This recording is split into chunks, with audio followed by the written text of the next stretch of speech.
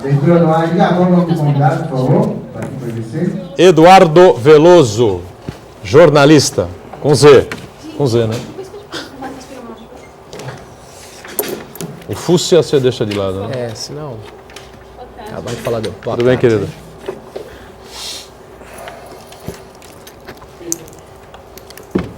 Olá, estamos abrindo mais um painel regional, você sempre com a gente nesse horário da 1h30 da tarde, com as personalidades aqui da região metropolitana, gente que é notícia e que debate, não é, as notícias, os temas importantes da nossa Baixada Santista e, claro, os temas de interesse nacional pipocando, não é, diariamente, como a gente nunca tinha visto na história deste país. Telefone aberto aqui, programa ao vivo, 3223-1120, 3223-7676, você liga, entra em contato com a produção e participa com a sua pergunta, seu comentário, a sua opinião. Pelas redes sociais, facebook.com/painel regional TV, para você enviar a sua mensagem ao nosso time aqui no painel regional.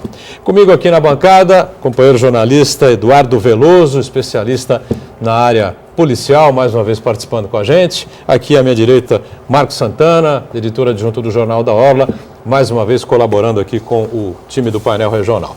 Manchetes dos jornais que fazem a parceria habitual com a gente aqui.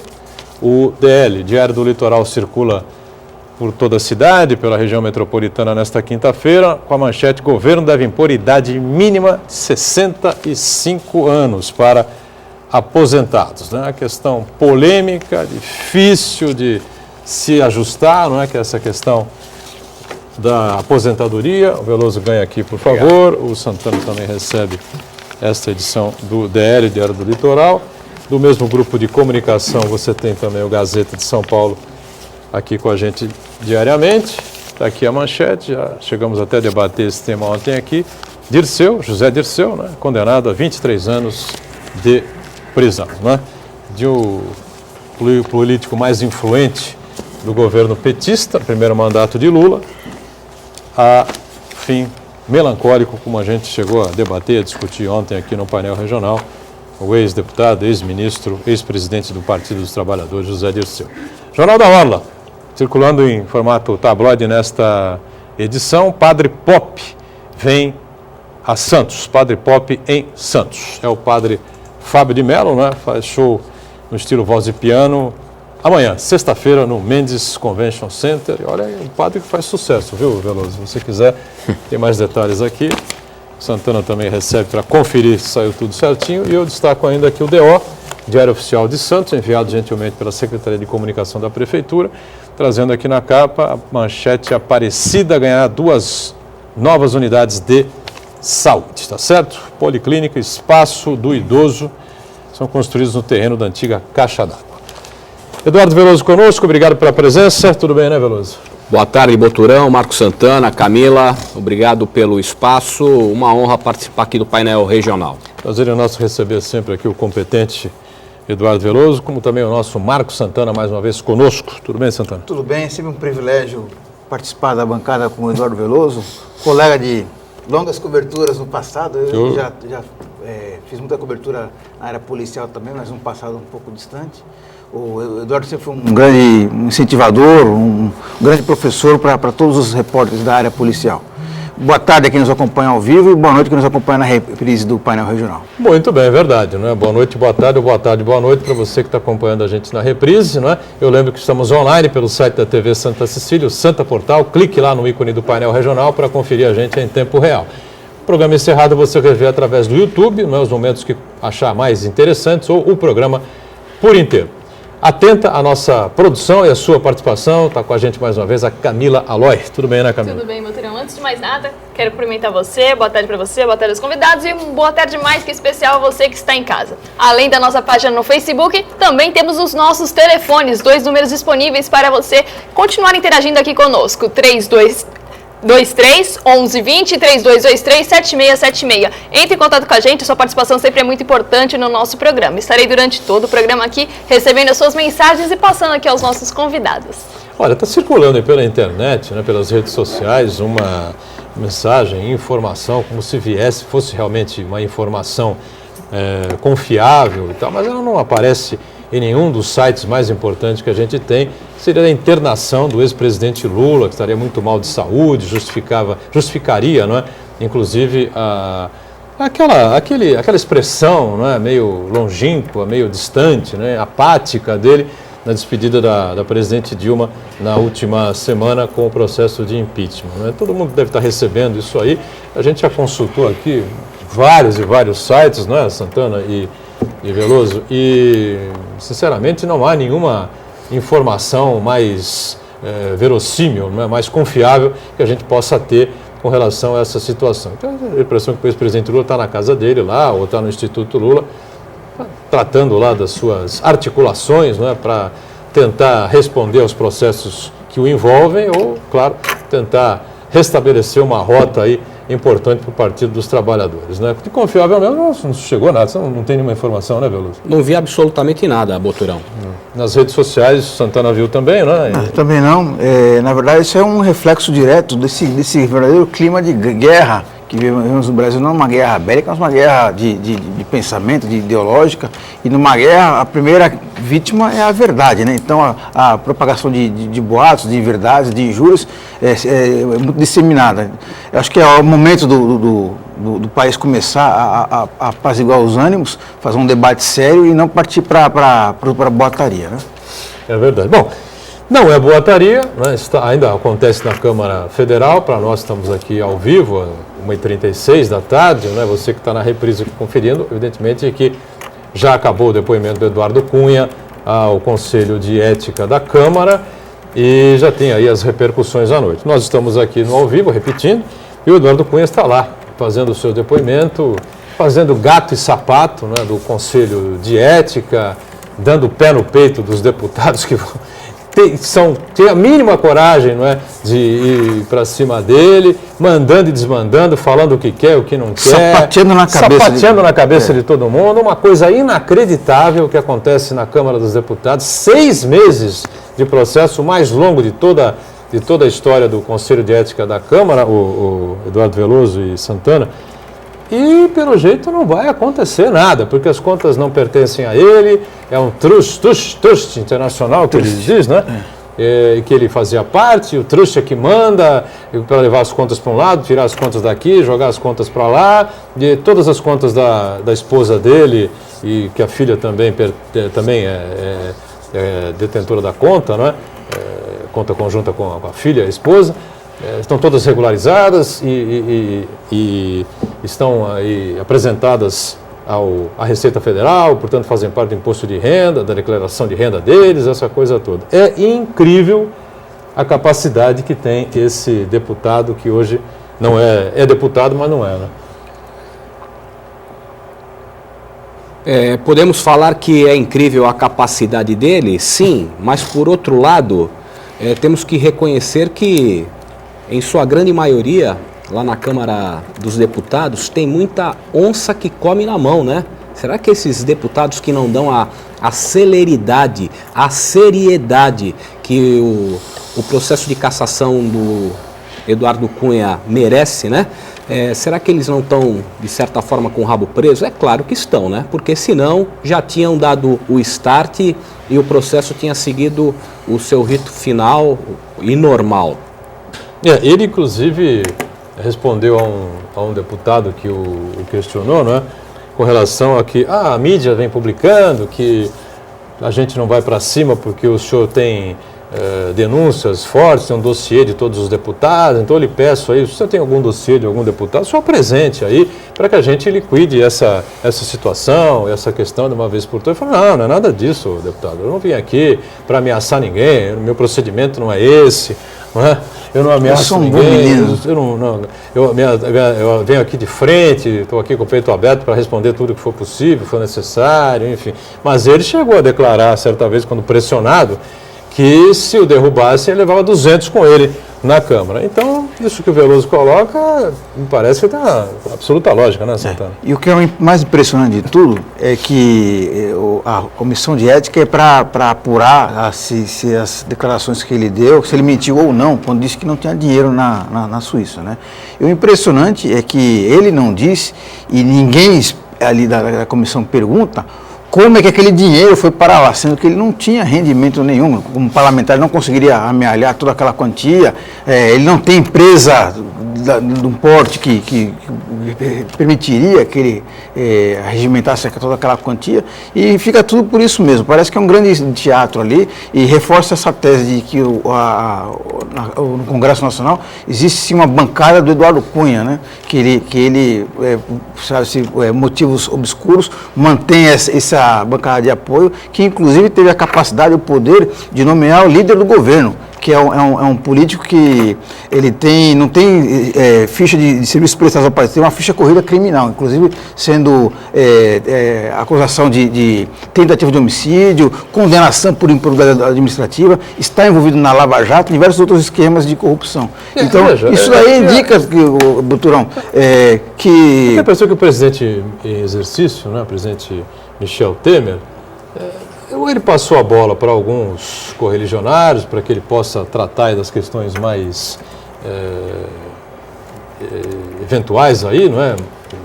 Mais importantes momentaneamente, especialmente a área econômica, a saúde e a questão da educação, enfim, porque foram cometidos algumas gafes aí que... Não sei, o Temer deu umas escorregadas. Acho que não é normal num político da experiência dele, eu acho que nesse da capacidade que ele tem, presidente da Câmara 3 vezes, deputado federal com tantos mandatos, enfim. A questão de nenhuma mulher no Ministério, não é? Extinguir o Ministério da Cultura, que estava na cara que ia dar esse desgaste, um desgaste desnecessário, não precisava nada disso, não é? Você mantém o Ministério da Cultura, dá um outro rumo ao Ministério, enfim, e agora nomear um sujeito que é réu para a liderança do governo. Isso aí reforça a suspeita de que, na verdade, o presidente em exercício é mais um dos reféns do Eduardo Cunha no cenário da política nacional, né? Que, infelizmente, esse governo já começa mal, até que, diante de uma série de anúncios e recuos, a própria composição do Ministério, muitos políticos envolvidos na Lava Jato, envolvidos em escândalos anteriores, a própria direção das políticas públicas que parece que vão beneficiar mais o interesse privado do que o interesse coletivo, quer dizer, esse governo começa muito mal. Acho que uma falha aí do próprio Michel Temer, pela experiência que tem, né, pelo conhecimento do parlamento que tem, e pelo tempo que tem de convívio com o governo, com o poder, enfim, poderia ter tomado um pouco mais de cuidado para evitar essas situações e esse tiroteio constante a que ele fica exposto por causa dessas nomeações, né, infelizmente. Agora, um dos novos ministros, né, que já levou um puxão de orelha, eu acho que até corretamente, é o ex-secretário de Segurança Pública de São Paulo, Alexandre de Moraes, quando questionou lá a maneira, a forma de se indicar, do presidente indicar o Procurador-Geral da República. O Michel Temer falou que não é nada disso, vamos passar para frente, vai continuar do mesmo jeito que estava, e, enfim. Mas ele virou ministro, né? E agora o seu adjunto assumiu a Secretaria de Segurança Pública do Estado, Magino Alves, né? E o que se pode esperar dessa sequência de trabalho aí no governo do Estado? Saiu o titular, ficou agora o adjunto em seu lugar, nomeado pelo governador, né, Veloso?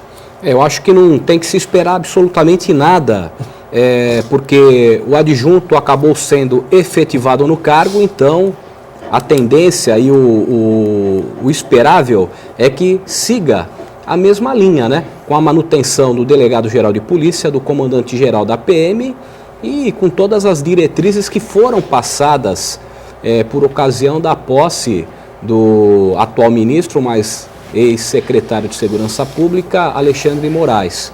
Magino Alves, agora ele toma posse, é efetivado pelo governador Geraldo Alckmin, mas tenho certeza, com toda a recomendação passada pelo ministro, atual ministro, no sentido de manter, né, nos postos de comando da Polícia Civil e da Polícia Militar quem já está, e desse modo deve seguir, né, a política de segurança pública da forma como vinha sendo tratada. Alexandre de Moraes vem do Ministério Público, né? Sim, ele é dos quadros do Ministério Público. O Magno é também, não? Você não tem essa informação? Também Procurador de Justiça. Justiça sim, do Estado. Sim. Correto. É isso? Correto. Também dos quadros do Ministério Público. O Alexandre de Moraes já era uma figura mais conhecida, mais envolvimento político, enfim. Magno Alves parece uma novidade aí para todos nós, né? O Alexandre de Moraes, ele já saiu já há um tempo, já se desvinculou, né, do Ministério Público, passou a advogar. Ele é muito conhecido nos meios acadêmicos como constitucionalista, tem uma obra até bastante requisitada e bastante procurada, né, por acadêmicos de direito constitucional. É uma linha parecida com a do presidente Michel Temer, né? Constitucionalista também. Correto, constitucionalista. Então ele tem esse maior conhecimento que o Magno Alves. Santana, tem alguma expectativa dessa mudança? Não, o que se espera, a primeira expectativa é que o atual secretário, o novo secretário, ele mude o modus operandi do governo do Estado de tratar a segurança pública por meio das estatísticas, porque pela conduta da Secretaria de Segurança Pública, uma chacina que tem 11 vítimas é uma ocorrência. Então, em consequência disso aí, o índice de criminalidade, a taxa de homicídios cai. Quer dizer, não é isso que se espera do poder público no combate à violência. O que se espera é que forneça as condições necessárias para os profissionais de segurança, policiais militares, policiais civis, o trabalho de inteligência da polícia, que ainda não contém os meios necessários para se antecipar ao crime organizado, ao crime comum também. Se espera isso, é que dê mais condições aos profissionais poderem agir na sua função. Muito bem. E essas estatísticas, o Veloso, mais ajudam, mais atrapalham, causam mais desgaste à Secretaria, consequentemente ao Governo do Estado? Você pensa diferente? Porque são divulgadas mês a mês, né? Sim, existe na realidade uma grande preocupação do Governo do Estado na divulgação das estatísticas, até como forma de mostrar que tudo está bem, porque a estatística ela pode ser vista de vários vieses, conforme você a apresente, né? E evidentemente o Governo do Estado, lançando a estatística e a divulgando, sempre vai procurar o prisma positivo, né? Mas esse negócio de estatística, eu particularmente, eu acho muito relativo e enganador, né? Porque na realidade a sensação que a população tem como um todo é a sensação de insegurança, porque não é uma sombra que passa pela cabeça das pessoas, porque é um fato concreto realmente. Hoje em dia, quem tem a segurança de andar na rua com um relógio, usar um celular, a violência no trânsito, aqui na nossa região, né, para sermos assim, para darmos exemplos locais, as nossas estradas completamente despoliciadas, há roubos de carga acontecendo quase que diariamente. Recentemente uma turista foi assassinada em plena Via Anchieta. Então, depois vem o governo anunciando estatística, cai aqui, cai ali, tudo maquiado, mascarado. Justamente depois desse crime que você citou, né, que foi divulgada a última estatística, né? Inclusive eles correm até esse risco, né? Acontece um crime brutal em determinada região e a estatística vem dizendo que naquela região está tudo caindo, tudo melhorando, enfim, e fica uma situação extremamente constrangedora, tanto para a Secretaria como para o próprio Governo do Estado nessa questão da segurança pública. Você fala na subnotificação, né? Quem precisou ir no distrito policial registrar uma ocorrência, sabe o que eu estou falando, de que a estrutura é completamente precária das instalações policiais aí, desestimulam a pessoa a prestar a queixa, a formalizar sua queixa de um furto, de um roubo, né?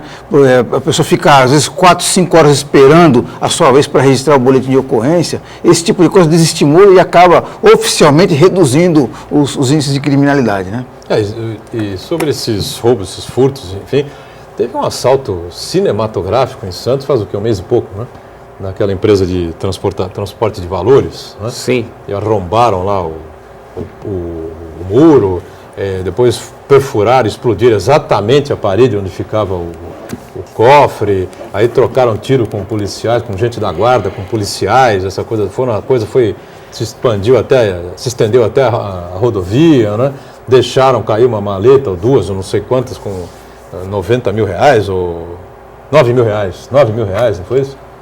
9 milhões 9 é que milhões? foram recuperados. Foram recuperados? 9 milhões, então, foi isso? Isso. Já me confundo aqui com os números. Tanto número que a gente escuta hoje em dia que a coisa é complicada. Mas alguma notícia mais importante sobre isso ou morreu aí? Não morreu. O que eu posso afiançar é que a Delegacia de Investigações Gerais de Santos, ela está com uma investigação, foi decretado o sigilo dos autos, mas eu sei que tem uma investigação em andamento e com já algumas informações importantes que na hora devida o pessoal sai a campo e tenho certeza que resultará em prisões. O caso não está esquecido não. Inclusive, me parece que é a mesma turma aí que assaltou uma outra empresa que tem o mesmo objetivo na cidade de Campinas, né, recentemente, né, ou não? Muito se fala sobre isso, mas ainda não está muito confirmado, porque na realidade essas quadrilhas, elas acabam sendo terceirizadas, às vezes tem um mentor único, mas acaba terceirizando a parte executiva do roubo para criminosos locais. Quer dizer que tem isso também? Tem isso, tem a questão da terceirização, né? Então, às vezes pode ter... Franquia Franquia de quadrilha. Franquia de quadrilha, Franquia é de quadrilha. Então, o que acontece é que pode haver alguns integrantes que tenham agido neste e naquele roubo, mas em sua totalidade são grupos distintos. Em sua maioria, melhor dizendo. Terceirização de quadrilha, franquia da bandidagem, pai do céu, olha o que ele está dizendo. É o crime organizado. É uma das maiores autoridades, né, no jornalismo policial do Estado. Ele vai dizer que não, que é exagero da minha parte, mas é verdade. Né? O Veloso tem muita credibilidade, tem muito tempo de janela e um conhecimento profundo, né, e autoridade para dizer o que está dizendo. É o crime organizado utilizando as práticas empresariais de eficiência, né, de produtividade no pior sentido possível, e também indica a falência da resposta do poder público, do Estado, para se antecipar a esses crimes. Então, ainda o investimento que falta na segurança pública ainda é no trabalho de inteligência para se antecipar à ação desses grupos organizados, porque eles estão cada vez mais específicos, cada vez mais, se aperfeiçoam cada vez mais o seu modus operandi, e quem perde com isso é a sociedade. Vamos para o intervalo e já a gente retoma aqui a sequência do painel regional.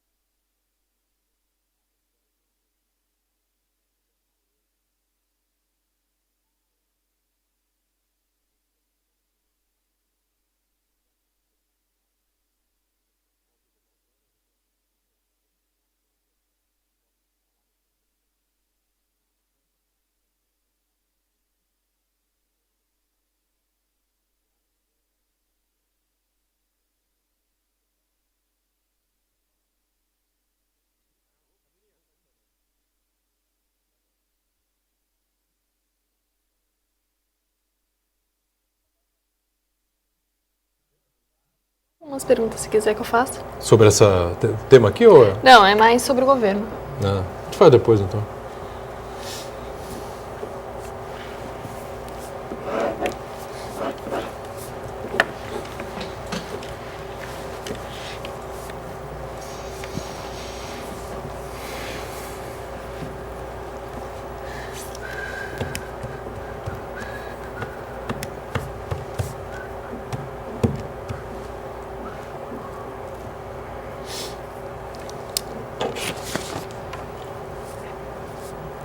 Autor, atenção. Vamos falar um pouquinho desse negócio da clínica aí, ô Veloso? Vamos. Legal isso aí. Legal não.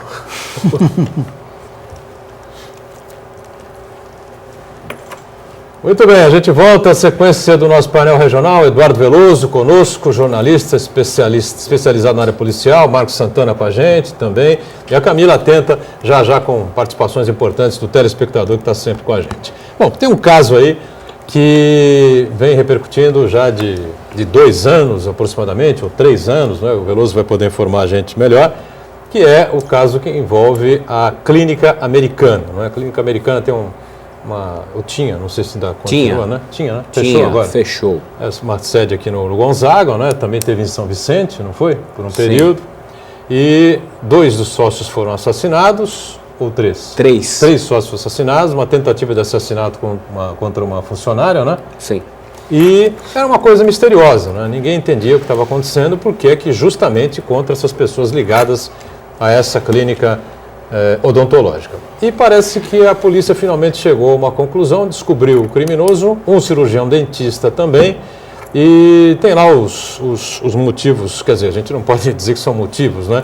Deve ter alguma coisa mexido com a cabeça dele, e ele, despirocadamente, saiu à caça aí dessas pessoas que eram associadas à clínica, ou proprietárias aí da Clínica Americana. Veloso, explica direitinho aí o caso, que ganhou repercussão nacional e jornalisticamente, acho que é para isso mesmo, né?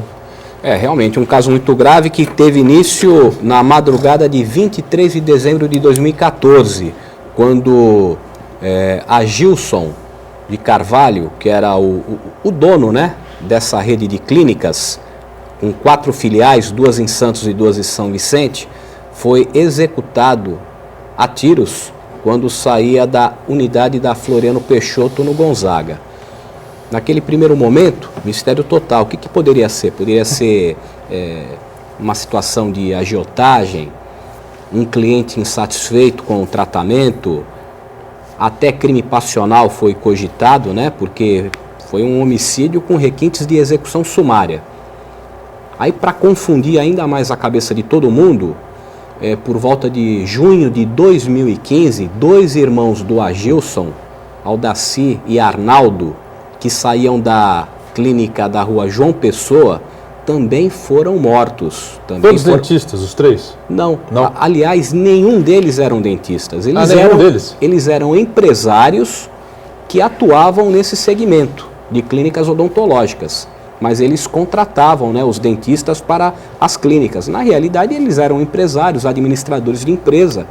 E aí foram 2 mortos nessa segunda investida, né, do serial killer da peruca, né, assim como ficou conhecido o autor dessa série de crimes.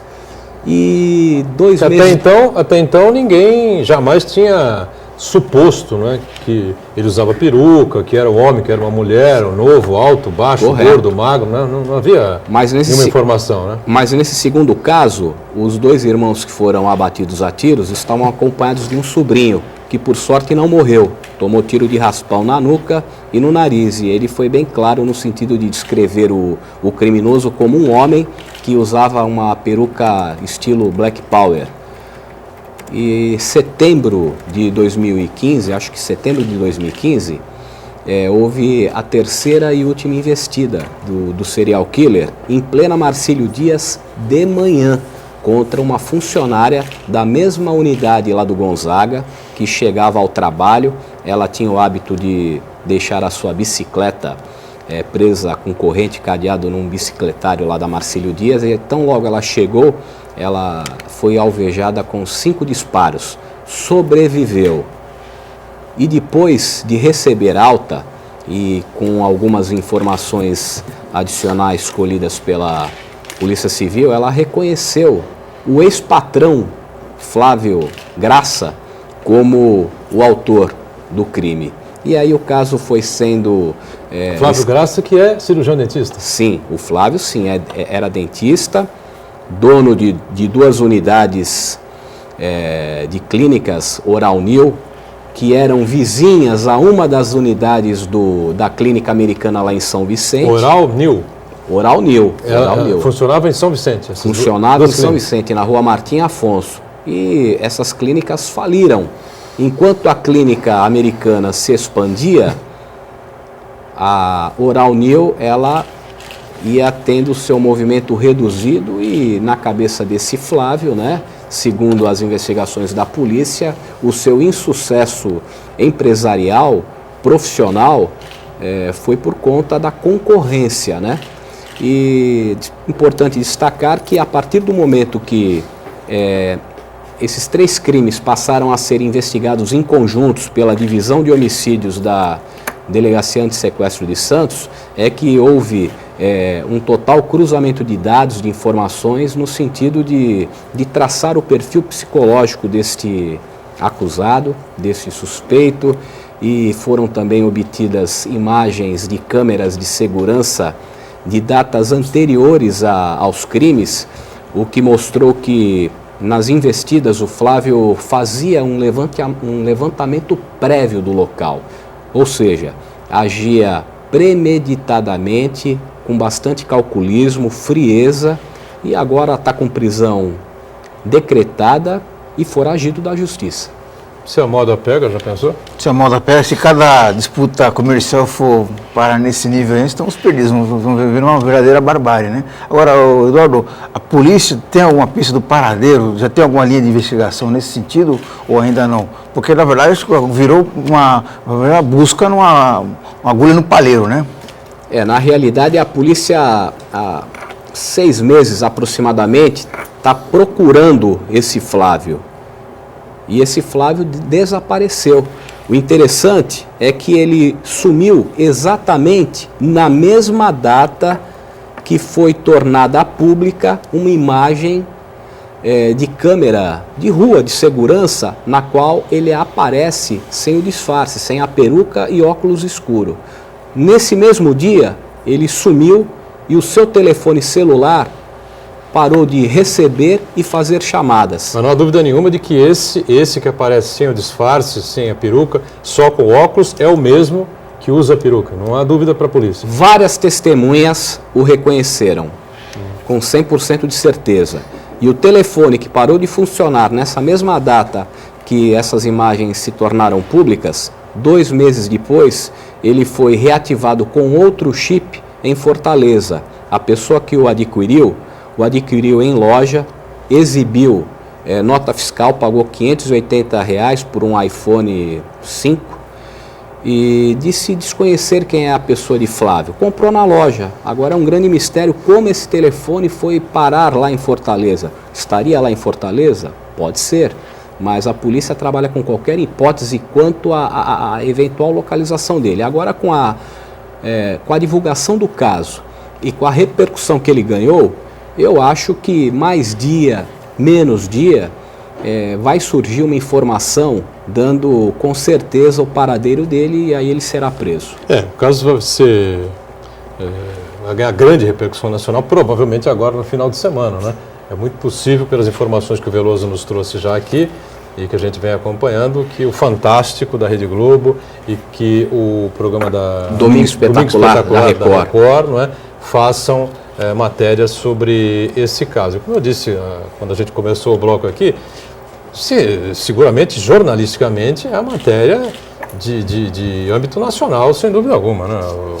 É importante destacar, viu, Boturão, esse caso aí, o jornal A Tribuna deu esse caso com exclusividade na edição do último domingo, 2 páginas, porque é um caso comparável a um enredo de novela. Sem dúvida. Né? E foram 2 páginas, uma página dupla na edição de domingo. Prejudicado comercialmente, empresarialmente, quebrou, faliu as suas clínicas, como você está dizendo, ao invés de procurar um outro caminho, né? Procurar se engajar aí com algum outro colega de profissão para reiniciar a atividade, foi a forra da pior maneira possível, né? Vingando-se desses 3 empresários. Agora não entendi bem porque que ele tentou matar a funcionária. Ela tinha trabalhado com ele? Tinha trabalhado com ele. Na realidade, tem uma explicação, segundo a ótica da investigação. E ótica essa que me convence como jornalista. Quando ele matou a primeira vítima, o senhor Agilson, a clínica americana continuou a funcionar. Meses depois, cerca de 6 meses depois, teve a nova investida contra outros 2 irmãos desse Agilson, que também morreram. A clínica continuou a funcionar pelas mãos de outros parentes. Aí, a gota d'água para ele atingir o seu intento foi vitimar, praticar um atentado contra uma funcionária. A partir desse momento, não teve um funcionário, do mais simples ao mais gabaritado da clínica, que quisesse, aceitasse continuar trabalhando lá na clínica americana. Aliás, cerca de 60 pessoas ficaram desempregadas, né, com o fechamento dessas 4 unidades da clínica americana. E a gente sabe que ex-funcionários da clínica americana procurando emprego em estabelecimentos do gênero. Claro. E quando exibiam o currículo e a empresa via, poxa, trabalhou na clínica americana, não tem vaga, ninguém. Todo mundo com medo de contratar pessoas que trabalharam na clínica americana e de repente sobrar alguma coisa para essas outras clínicas. Além de correr o risco de atentado, ainda perderam o emprego e agora ficam aí com o mercado reduzido por conta dos atentados sofridos pela clínica americana. Ou seja, o cara conseguiu realmente arrasar, não é? Matou os 3 donos, quase mata uma funcionária e liquidou de vez com a clínica americana e com os funcionários todos, né? Ele não resolveu nada para ele, não né? resolveu nada. Foragido da polícia. Só complicou. Mais dia, menos dia vai ser preso.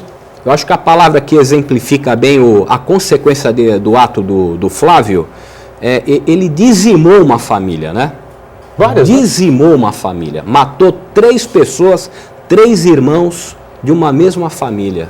Que cada um fosse casado, que fossem casados com filhos, enfim, Sim. Você teria, não sei se eram, né? Você teria 3 famílias aí quase que dizimam mais uma. Não, todos casados. Todos casados? Todos com casados, filhos, sim. São 3 famílias dizimadas, mais o terror que E as ele implantou na dezenas clínica, de desempregados, dezenas de né? desempregados, ou seja, o cara fez um estrago realmente impressionante, né? E o problema foi a concorrência da clínica americana com as 2 clínicas dele em São Vicente. Né? Mas na área de saúde, tanta necessidade de profissionais de saúde. Bom, a gente nunca sabe o que é que se passa na mente humana. Né? Casos assim a gente não tem como explicar simplesmente. Né? Houve uma coletiva, né, do diretor-geral da Polícia Civil, Gaetano Vergini, dando aí os principais aspectos aí dessa operação e Sim, desse caso, né? Fizemos a matéria no domingo, o caso ganhou grande repercussão, principalmente pela versão online da tribuna, isso no próprio domingo. E na segunda-feira à tarde houve uma entrevista coletiva no Palácio da Polícia, na qual o diretor da Polícia Civil em Santos, Gaetano Vergini, também o delegado titular da Antissequestro, Renato Mazagão Júnior, explicaram todo o caso em si, né, a investigação e esclarecimento. E, sobretudo, a convicção deles de que realmente essa pessoa que eles indiciaram efetivamente é o serial killer da peruca. Pois é. Alguma coisa ainda, Santana? Não. Vamos torcer agora para que a polícia localize e prenda esse indivíduo o mais rápido possível, né? Muito bem. Vou aproveitar e fazer o nosso intervalo, tá certo? Na volta, a gente abre espaço sempre importante para o telespectador e discute aí mais outros temas aqui da cidade e do país. Já, já.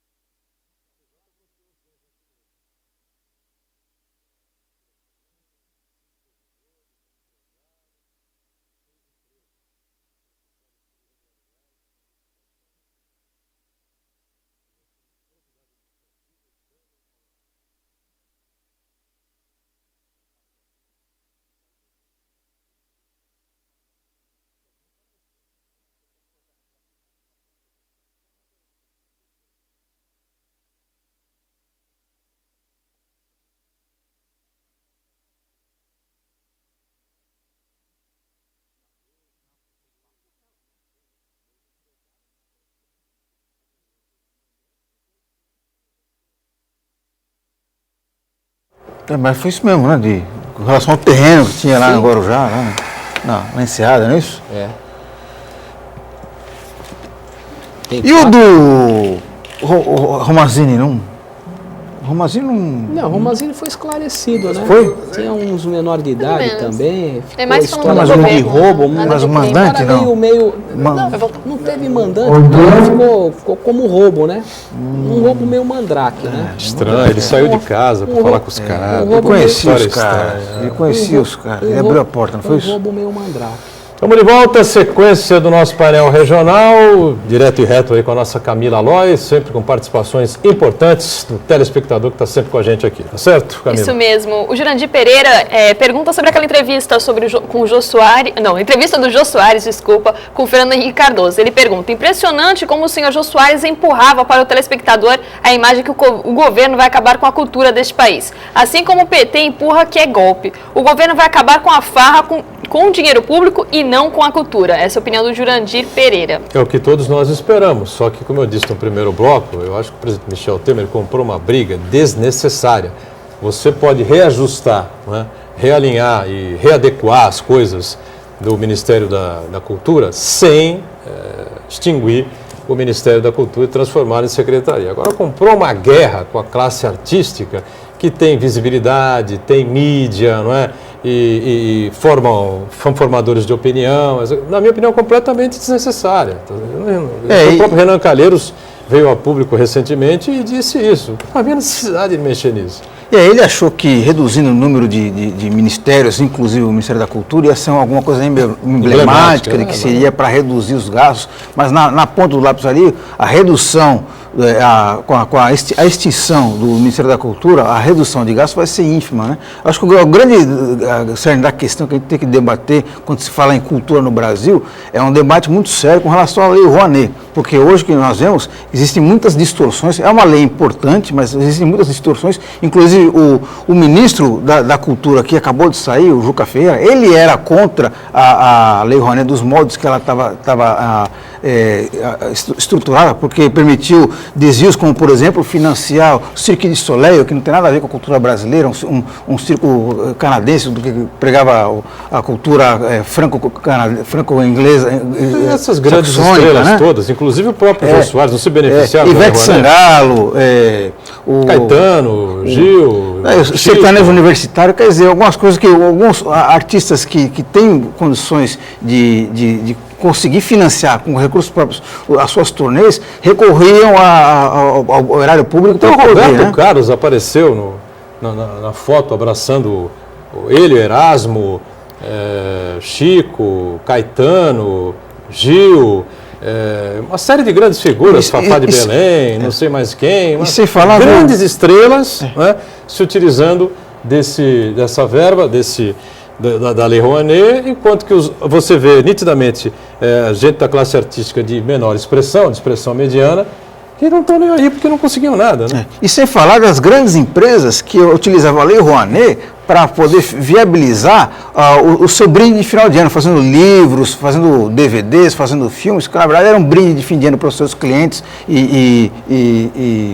e funcionários usando a Lei Rouanet, quer dizer, pegava o horário público para fazer uma ação particular. Agora, podia isso tudo ter sido colocado na mídia, né, para o público, dos erros, dos exageros que aconteciam no Ministério da Cultura, sem extinguir o Ministério da Cultura, porque agora a confusão está formada e o governo está tomando pancada aí de todo lado, né? Diga, Camilo.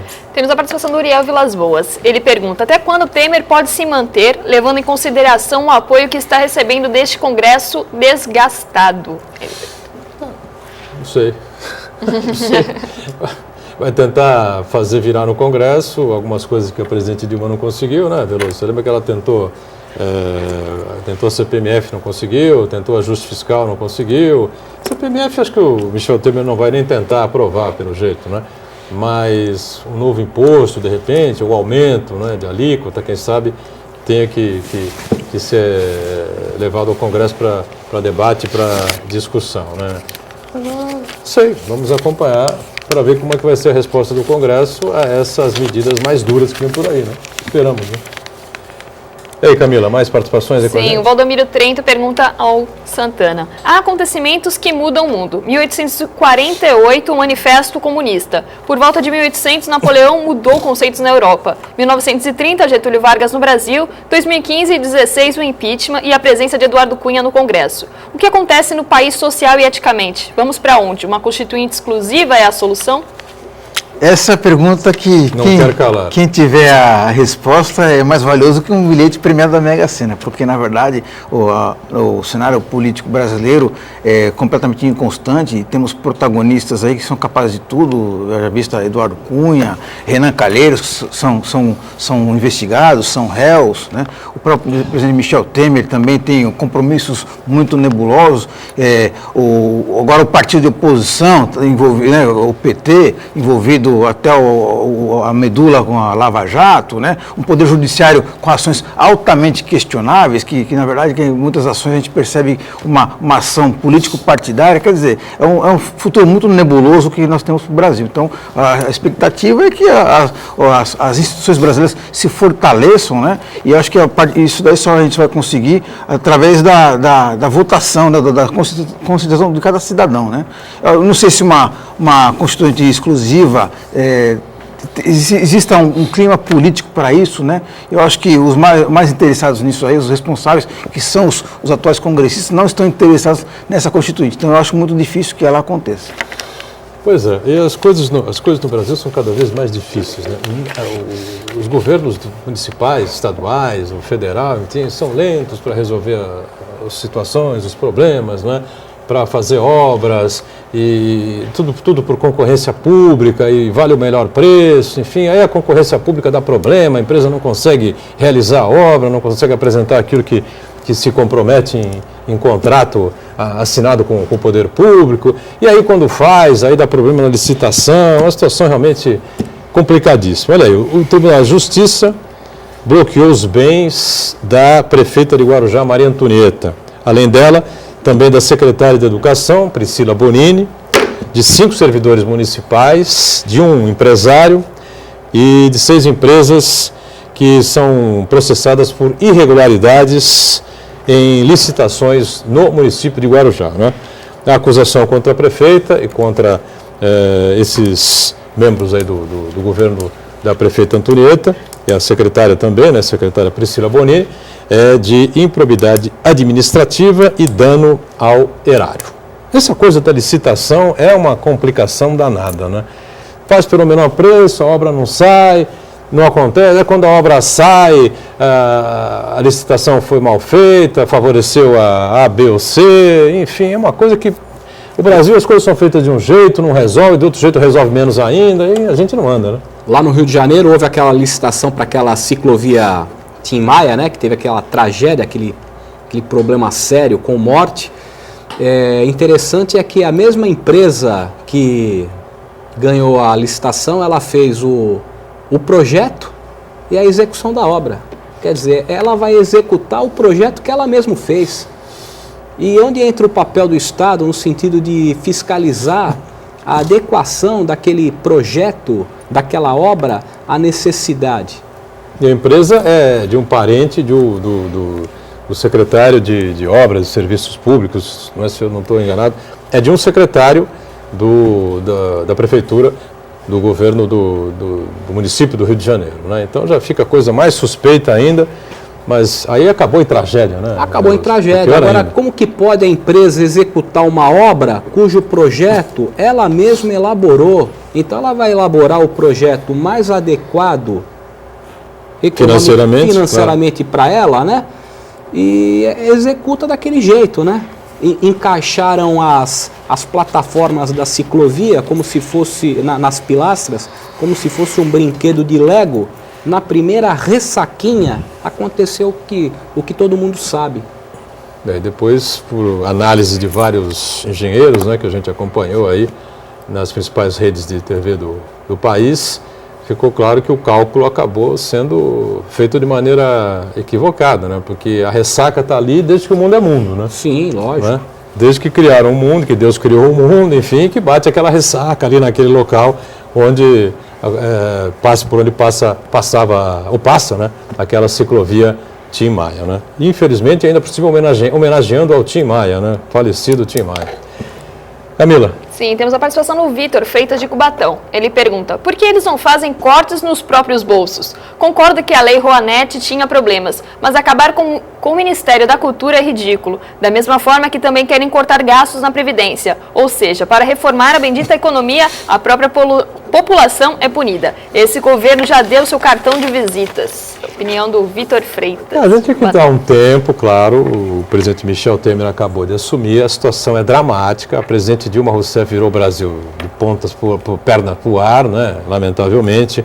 Foi para muitos, e eu até me encaixo entre eles, a pior presidente da história do Brasil, ou de todos os que governaram o país. Acho que foi a pior figura, o pior governo, um desgoverno completo, né? Ela não conseguiu aprovar quase nada no Congresso Nacional, não tinha articulação nenhuma na Câmara, e o resultado foi aquele. A prova disso que nós estamos falando aqui, o que eu estou falando aqui, é que na votação do impeachment na Câmara, de 513 votos, ela teve 137, não é? Então não tinha articulação, não tinha condição, não tinha competência, capacidade para governar absolutamente nada. Então, esta sequência agora com o Michel Temer é muito complicada. Algumas decisões que ele andou tomando aí, alguns ministros que foram nomeados, gente que está sendo investigada, o líder da Câmara, líder do governo na Câmara, como o Santana colocou há pouco, né, que é uma figura ligada a Eduardo Cunha e que é réu, né, nos processos lá do STF. Algumas coisas que não tinha necessidade de acontecer, na minha opinião, que só vão servir para que a oposição, ou que a imprensa de maneira geral, critique, tire pedras desnecessárias ao governo Temer. Agora, essa coisa do Ministério parece evidente, né? Não tinha como você...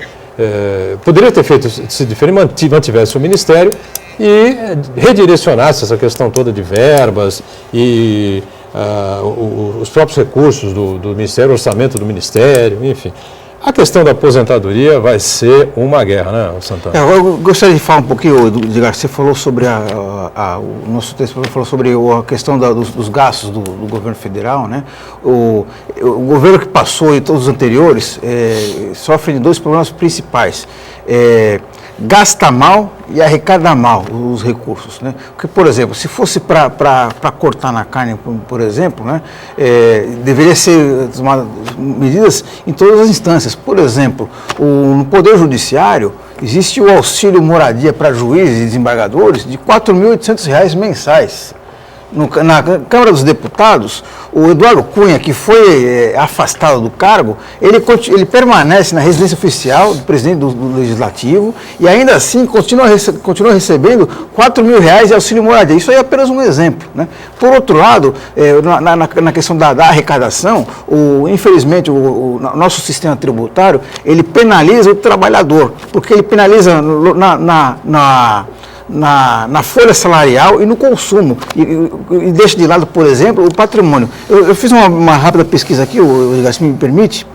O IPEA fez um levantamento e dos 71 mil brasileiros mais ricos, que são chamados super ricos, eles têm um rendimento anual de R$ 4 milhões.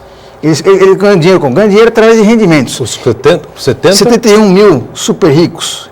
Cada um deles ganha em média R$ 4 milhões. Por ano? Por ano. Quer dizer, é um saláriozinho razoável, né? E sabe quanto... baixo esse rendimento, em todo caso? Não, existem 71 mil brasileiros que ganham pelo menos R$ 4 milhões por ano. Tá, entendi. Né? Quer dizer, ganham até mais. Não, é uma baita renda, fantástica, mas eu acho que para esses super milionários aí é até pouco, viu? Não, tem até mais, tem pessoas que ganham até mais, né? E agora, mais. Sabe quanto que eles pagam de carga tributária por ano? 6,5%. O trabalhador normal paga 27,5% sobre a renda 6%, dele. É porque a tributação sobre lucros e dividendos. E eles têm uma série de isenções aí que eles não precisam pagar imposto sobre esses lucros e dividendos. A partir daí você percebe que as distorções no sistema tributário brasileiro. Distorções completas. Não pode acontecer isso. Um sujeito que ganha 5 mil por mês não pode pagar a mesma alíquota do cara que ganha 20. Que não pode pagar a mesma alíquota no sujeito que tem uma renda mensal de 100 mil.